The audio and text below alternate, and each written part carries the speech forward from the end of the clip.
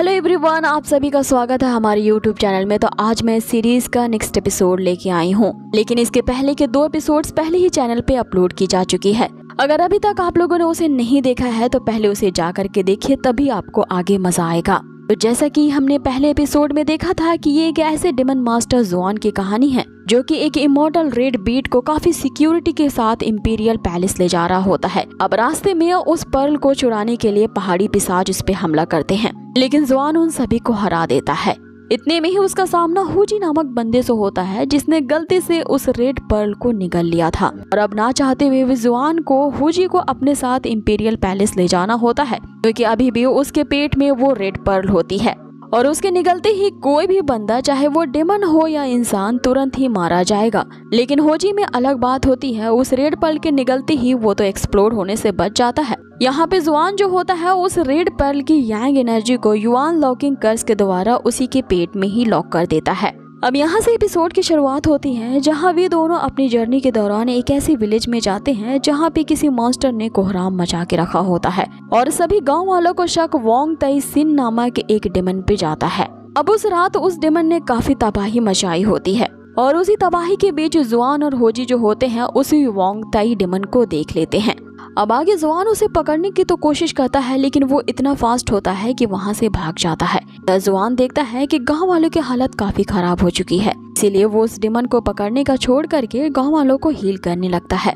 अब आगे हमें सुबह का सीन दिखाया जाता है जहाँ पे रात की तबाही को गांव वाले ठीक करने की कोशिश करने लगते हैं। जुआन उनके सामने आता है और इनकी बातचीत से हमें पता चलता है कि अब वो जो दानव है वो 1 महीने से तो एक व्यक्ति को ही मार रहा था, लेकिन आज उसने अचानक से हमला कर दिया है और इतनी बड़ी तबाही मचाई है, जिसके कारण कल रात हुए हादसे में बहुत सारे लोग मारे गए। लेकिन उनका जो विलेज चीफ होता है वो दुम दबाकर वहाँ से भाग चुका होता है। आगे वो जुआन को बताते हैं कि अगर 1 साल पहले वो घटना नहीं होती तो आज हमारा गांव काफी खुशहाल होता। वोंग ताई डेमन जो होता है उसे एक डेमन मास्टर चेस कर रहा होता है, और वो उससे बचते हुए हमारे गांव में आ पहुंचा था, जिसकी मदद वहाँ पे हमारे ही गांव की एक लड़की अर्न्यू ने की थी, जो कि मेडिसिन को कलेक्ट करने के लिए माउंटेन पे गया था। उसके बाद वोंग ताई हमारे साथ गांव में ही रहने लगा। धीरे धीरे हमें भी ये एहसास होने लगा कि वो उतना ज्यादा खतरनाक नहीं है, बल्कि वो मेडिसिन को कलेक्ट करने में हमारी मदद करता था, और हमें अब उससे खतरा महसूस नहीं होता था, इसीलिए हम भी उसे अपने गाँव का एक मेंबर ही समझते थे। लेकिन 1 महीने पहले हमने वोंग ताई के मिजाज में अलग सा बदलाव देखा। तभी से हमारे गांव में रोज हत्याएं होने लगी। कि तभी दूसरा बंदा कहता है कि हमें उस डेमन पे भरोसा करना ही नहीं चाहिए, आखिर एक डेमन तो डेमन ही होता है, और ये बात बिल्कुल झूठ है कि डेमन भी अच्छे हो सकते हैं। जिस पे जुआन अब उस बच्चे अर्न्यू के बारे में पूछता है, तो बंदा उसे बताता है कि अर्नु और वोंग ताई 2 जिस्म एक जान हुआ करते थे। वो दोनों सारा दिन साथ ही में रहते थे और लगता था कि जैसे वो सगे भाई हो। लेकिन अभी अर्न्यू इस बात को मानने को तैयार ही नहीं है कि वोंग ताई ही ने विलेजर्स को मारा है। यहाँ अर्न्यू उसे बहुत प्रोटेक्ट करता है, और जो भी वोंग ताई के खिलाफ बुरी बात कहता है वो उस पे ही हमला करने लगता है। इसीलिए हमने उसे गाँव से अलग थलग कर दिया है, क्योंकि उस वोंग ताई के लिए वो हमसे ही बगावत कर रहा था। जिस पे दूसरा बंदा कहता है कि जरूर अर्न्यू पर उस वोंग ताई ने अपने इल्यूजन का भ्रम डाल लिया होगा, इसीलिए तो अर्न्यू उसके झांसे में आ गया है और उसे वोंग ताई की असली सच्चाई नहीं नजर आ रही। जिस पे जुआन उससे कहता है कि मुझे अर्नु कहाँ मिलेगा, क्या मैं उसे जाकर के मिल सकता हूँ। तभी एक बंदा वहाँ पे आता है और सबको बताता है कि विलेज के चीफ लौट आए हैं। ये सभी लोग विलेज के चीफ को ढूंढने के लिए उनके घर जाते हैं, जहाँ उन्हें पता चलता है कि विलेज के जो चीफ है वो खुद अर्न्यू की तलाश में सुबह सुबह ही निकल पड़े हैं। कि तभी वे सभी भी अर्न्यू को ढूंढने के लिए अब निकल पड़ते हैं। अब आगे विलेज चीफ जो होती हैं वो पहले से ही अर्न्यू को उन्होंने पकड़ रखा होता है। जैसे ही जुआन वहाँ पे पहुँचता है वो कल रात अपने आप को बचाने के लिए उसे थैंक्स कहती हैं। अब ये अर्न्यू वही बच्चा होता है जिसने होजी पे अटैक किया था जब वो वोंग ताई को पकड़ने के लिए माउंटेन पे आ रहे थे। अब उसे देख करके होजी से रहा नहीं जाता और वो उस अर्न्यू के पास जाता है, ये कहते हुए कि अबे तो वही है जिसने हम पे अटैक किया था। लेकिन जुआन उसे रोकता है और अर्न्यू के पास जाता है। अब आगे विलेज की चीफ यहाँ जुआन को बताती है कि अर्न्यू को जानबूझ करके यहाँ बंदी बना के रखा गया है, क्योंकि इसे बचाने के लिए वो वोंग ताई जरूर यहाँ पे आएगा और फिर उसे पकड़ना हमारे लिए आसान हो जाएगा। अब आगे जुआन उस विलेज चीफ से पूछता है कि कल रात वोंग ताई के अलावा आपने कुछ अजीब सी चीज देखी। अब इस बात पे विलेज चीफ तो पहले मना कर देती हैं कि तभी हम अचानक देखते हैं वहाँ पे एक अजीब सी डिमोनिक ऑरा फैलने लगती है, और वो डिमोनिक ऑरा इन्हें चारों तरफ से घेर लेती है। क्योंकि वोंग ताई वहाँ अर्नु को बचाने के लिए अब आ चुका था। इसे रोकने के लिए जुआन अपने मैजिकल वेपन को एक्टिवेट करता है। अब उस जादुई कलम से निकलने वाली इंक उसे चारों तरफ से घेरने की कोशिश करती है और काफी देर तक यहाँ पे फाइट करने के बाद यहाँ पे जुआन जो होता है उस मैजिकल इंक से यहाँ वोंग ताई को जकड़ लेता है। अब इससे पहले कि जुआन उसे कुछ कर पाता, जो विलेज की चीफ होती है वो जुआन पे प्रेशर बनाने लगती है कि वो तुरंत ही इस वोंग ताई को मार डाले। कि तभी वोंग ताई चिल्लाते हुए कहता है कि यहाँ पे गांव में एक दूसरा मॉन्स्टर है और वही मॉन्स्टर गांव वालों को मार रहा है। जिसपे जुआन कहता है कि मुझे ये बात पता है और मैंने यहाँ तुम्हें इसलिए पकड़ा है ताकि तुम उसके बारे में बता सको। कि इतने में यहाँ पे कुछ ऐसा घटता है जो कि किसी ने भी अज्यूम नहीं किया होगा। विलेज की चीफ जो होती हैं वही एक्चुअल में मॉन्स्टर होती हैं। अब इससे पहले कि जुआन को उसके बारे में पता चलता, वो जो मॉन्स्टर होता है वो जुआन पे अटैक कर देता है। अब आगे उस विलेज की चीफ की बॉडी के अंदर से उस मॉन्स्टर के टेंटिकल्स को हम बाहर निकलता देखते हैं, जो कि देखते देखते बहुत ही विकराल रूप ले लेता है और फाइनली उसका फेस रिवील होता है। अब एक बहुत ही खूंखार और खून चूसने वाला ये मॉन्स्टर होता है, जिसने अपने टेंटिकल से वहाँ पे मौजूद हर एक बंदे को जकड़ लिया था। लेकिन दूसरी तरफ हम देखते हैं कि उस विलेज की चीफ ने जुआन पे जो अटैक किया था वो एक्चुअल में उसका एक इल्यूजन होता है। जुआन अभी भी जिंदा होता है और उस मॉन्स्टर से कहता है कि कल रात जो तुमने तबाही मचाई, इससे मैं समझ गया कि तुम कोई साधारण मॉन्स्टर नहीं बल्कि 500 साल पुराने मॉन्स्टर हो, जो लोगों को इसलिए मार रहा है ताकि वो कल्टीवेट करते हुए ब्रेक थ्रू कर सके एक डेमन किंग बनने के लिए। जिसपे वो मॉन्स्टर कहता है कि अगर ये वोंग ताई नहीं होता तो मैं कब का एक डेमन किंग बन चुका होता, क्योंकि इस पिद्दी ने ही मुझे अब तक लोगों को खाने से रोक रखा था। लेकिन तुम्हारी वजह से आज मैं इसे इतनी आसानी से पकड़ पाया। जिसपे वोंग ताई यहाँ पे कहता है कि अर्नु और मैंने गांव वालों को यहाँ पे काफी समझाने की कोशिश की, उन्हें बार बार समझाने की कोशिश की कि हमें उस मॉन्स्टर को मिलकर के खत्म करना होगा, इससे पहले कि वो सब गांव वालों को हार्म पहुंचाए। लेकिन किसी ने भी हमारी बात नहीं मानी, सब उस विलेज चीफ की बातों में आ गए। जिसपे वो मॉन्स्टर उसे कहता है कि तुम सभी बेवकूफ थे, गॉड ने हमारी डेस्टिनी तो पहले से ही लिख दिया है कि ह्यूमंस और डेमन आपस में लड़ेंगे ही जब तक किसी एक ही प्रजाति पूरी तरह से खत्म ना हो जाए, और ये एक ऐसी डेस्टिनी है जिसे कभी बदला नहीं जा सकता। और 500 साल पहले जो ह्यूमंस और डेमन के बीच जो युद्ध हुआ था, तुम भी तो उस युद्ध के शिकार बने थे, तो क्या तुम्हें ह्यूमन से नफरत नहीं है? तो आखिर तुम उनका साथ क्यों देते हो? अगर तुमने उस हरनी को साथ नहीं दिया होता तो मेरे द्वारा पकड़े भी नहीं जाते, तुम तो हमारी मॉन्स्टर जाति पे एक कलंक हो।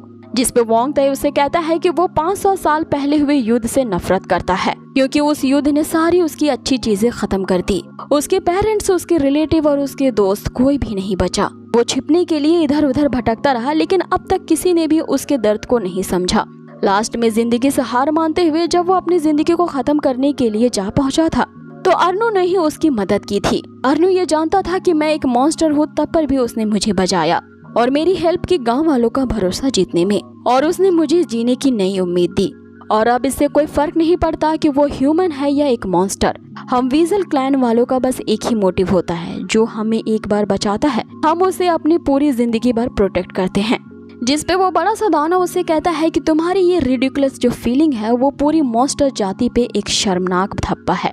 अब इतना कहते हुए वो उसे अपने टेंटिकल्स में बुरी तरह से जकड़ने लगता है, लेकिन यहाँ जो जुआन होता है वो उसके सभी टेंटिकल्स को काट देता है और उसके चंगुल में जितने भी लोग जकड़े हुए थे सभी को बचा लेता है। अब इस बात से वो मॉन्स्टर और भी ज्यादा आग बबूला हो जाता है और वो लगातार जुआन पे अटैक करने लगता है। जुआन उसके अटैक से बचता हुआ उस पे लगातार अपने मैजिकल वेपन से काउंटर अटैक करता है, लेकिन वहीं दूसरी तरफ उस मॉन्स्टर के जो टेंटिकल्स होते हैं वो अर्नी को मारने के लिए लपकते हैं। लेकिन इससे पहले कि वो अर्नी को मार पाता, होजी उसे बचा लेता है। लेकिन तभी एक दूसरा टेंटिकल जब इन दोनों को मारने के लिए आगे बढ़ता है तो वोंग ताई उन्हें बचाने के लिए बीच में आ जाता है, जिसके कारण हम देखते हैं कि वोंग ताई को अब उस मॉन्स्टर ने जकड़ लिया था और वो अब उसके ब्लड को सक करने लगता है।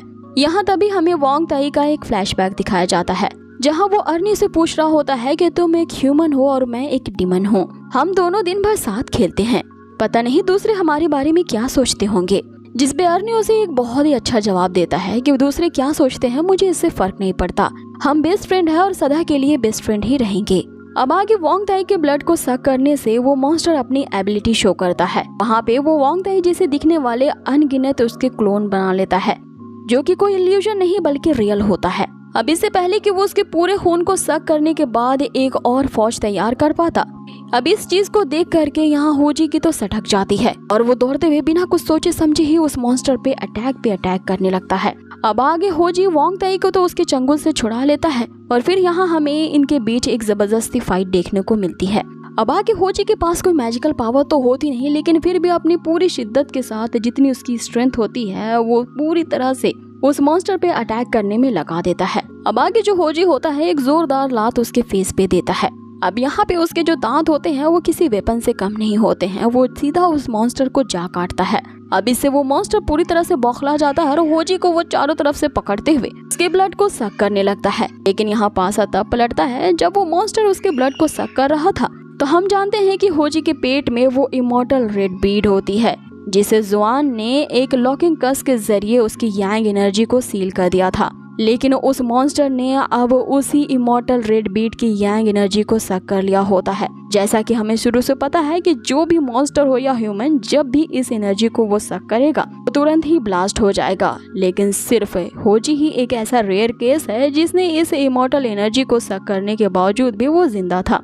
अब बिल्कुल ऐसा ही होता है, उस रेड बीट की यांग एनर्जी जैसे ही मॉन्स्टर के अंदर जाती है वो पूरी तरह से ब्लास्ट हो जाता है। अब आगे यहाँ पे सब कुछ शांत हो जाता है और जब हमें होजी को दिखाया जाता है तो उसकी अचानक से आंखें खुलती हैं। उठते ही वो जोर से चिल्लाता है ये कहते हुए कि लगता है कि मुझे 20-25 बंदों ने मिलकर के पीटा है, जो इतना बुरा दर्द हो रहा है। जुआन उसे बताता है कि 3 दिनों के बाद तुम्हें आज होश आया है।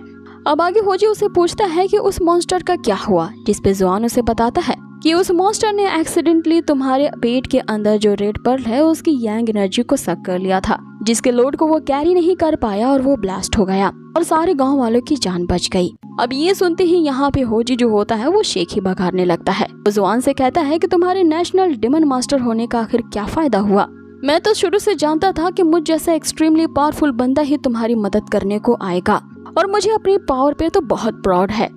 आखिर तुम डेमन मास्टर होने के बावजूद भी तुम्हें मेरी मदद लेनी ही पड़ी। जिसपे जुआन उसे सबक सिखाने के लिए उसके पेट के अंदर जो रेड बीट होती है उसकी यांग एनर्जी को अनसील कर देता है, जिससे उसका पेट फूल जाता है और वो हवा में तैरने लगता है। तभी होजी की अकल ठिकाने आती है और वो अपने आप बड़बड़ाने लगता है कि इसमें मेरा कोई हाथ नहीं था, उस यांग एनर्जी को सक करने के कारण ही वो मॉन्स्टर मारा गया और मैंने गाँव वालों को बचाने में कोई बहुत बड़ा तीर नहीं मारा है। अब आगे जुआन भी यहाँ सोचने लगता है कि आखिर इस होजी ने उस लॉकिंग कर्स को ब्रेक थ्रू करते हुए उस रेड पर्ल की यांग एनर्जी को रिलीज कर दिया। लेकिन ऐसा करना तो बिल्कुल इम्पॉसिबल है, क्योंकि किसी एलिमेंट को लॉक करने के लिए एक काउंटर स्पेल ही ऐसा कर सकता है। लेकिन जो भी वो काउंटर स्पेल करता है उसमें इतनी ज्यादा फोर्स होती है कि वो स्पेल करने वाले के चीथड़े उड़ जाते हैं और वो राख में बदल जाता है।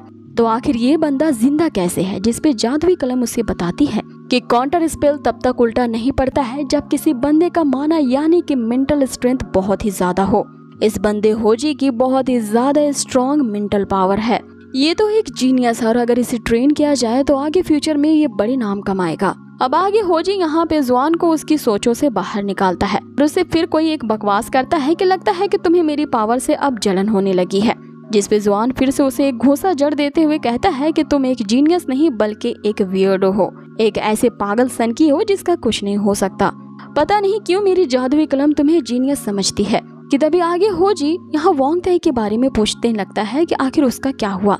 अब यहाँ जुआन की आंखों में हम सैडनेस को देखते हैं, जिससे हमें मालूम पड़ता है कि वांग ताई अब नहीं रहा। कि तभी हमें अर्नो को दिखाया जाता है, जिसे वांग ताई की मौत से काफी ज्यादा सदमा लगा था। अब एपिसोड के खत्म होते ही यहाँ पे हमें ह्यूमन और एक डेमन के बीच बहुत अच्छी फ्रेंडशिप को दिखाया जाता है और इन्हीं यादों की झलकियों के साथ ही ये एपिसोड यहीं फिनिश होता है। सो गाइज, आप लोगों को ये आज का एपिसोड कैसा लगा है मुझे कमेंट बॉक्स में जरूर बताएं। बहुत ही जल्द मिलेंगे इसके नेक्स्ट अमेजिंग से एपिसोड पे। Till then take care, stay healthy, good bye.